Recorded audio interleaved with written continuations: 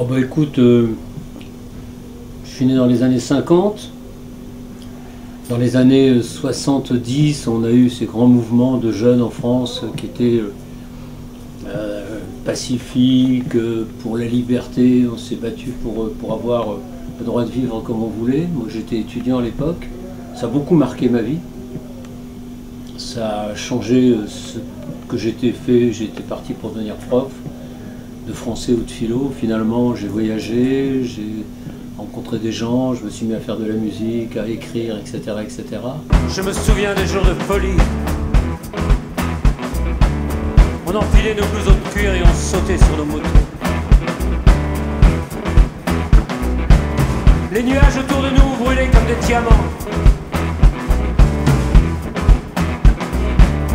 Ma VSA monocylindre faisait de l'huile sur son coin de plage. À force de nous demander de papiers d'identité, les flics avaient renoncé à comprendre ce qu'une fille comme toi faisait avec un mec comme moi. La musique, c'est ça.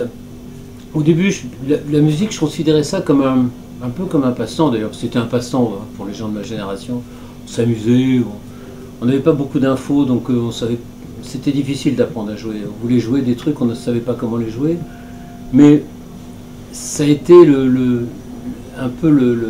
la guitare, ça a été mon instrument de liberté. Ça a été presque mon compagnon principal ou ma compagne principale toute ma vie. Pour moi, c'était difficile la musique. C'était pas quelque chose. Autant c'était facile d'écrire, autant c'est compliqué de jouer. Donc j'ai fait beaucoup d'efforts pour rester avec cet instrument. Et puis après, évidemment, il y a eu. Quand je suis parti vivre en Amérique, j'ai passé 2 ans là-bas. Quand je suis revenu en France, j'ai remonté un groupe avec des copains. Et puis après, il y a eu ce truc qui était que je me suis trouvé un peu par chance au studio d'Hérouville avec 2 ou 3 copains.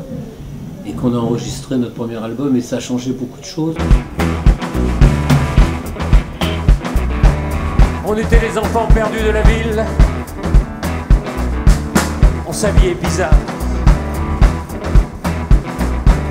Aujourd'hui, je suis là, collé au bitume. Les gens me regardent comme si j'étais un étranger dans la ville. Et il y a plein de gens qui me disent « Ouais, mais alors t'en as pas marre de ton tube, etc. » Je leur dis « Mais il y a tellement de mecs qui auraient aimé avoir la chance d'avoir une chanson qui marche, et qui auraient mérité de l'avoir, hein, parce que je connais plein d'amis qui sont des super compositeurs, super chanteurs, et qui n'ont pas eu ça. Ça change beaucoup de choses, quoi. Ça te permet d'être musicien, en fait. C'est l'ouverture vers le monde de la musique.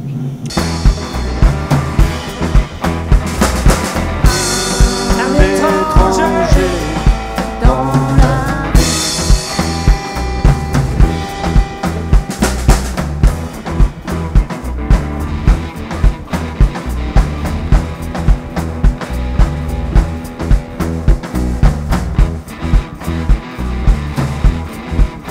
Ah, moi je compose pratiquement tous les jours. Dès que je prends ma guitare, j'ai beaucoup de mal à apprendre des chansons, mais j'ai pas beaucoup de mal à les composer. Donc je compose toujours. Est-ce qu'il y aura un autre album? Pourquoi pas? Peut-être un live d'ailleurs, on y pense. Il y aura un autre album si je trouve un projet marrant à faire. J'ai quand même enregistré 150 chansons.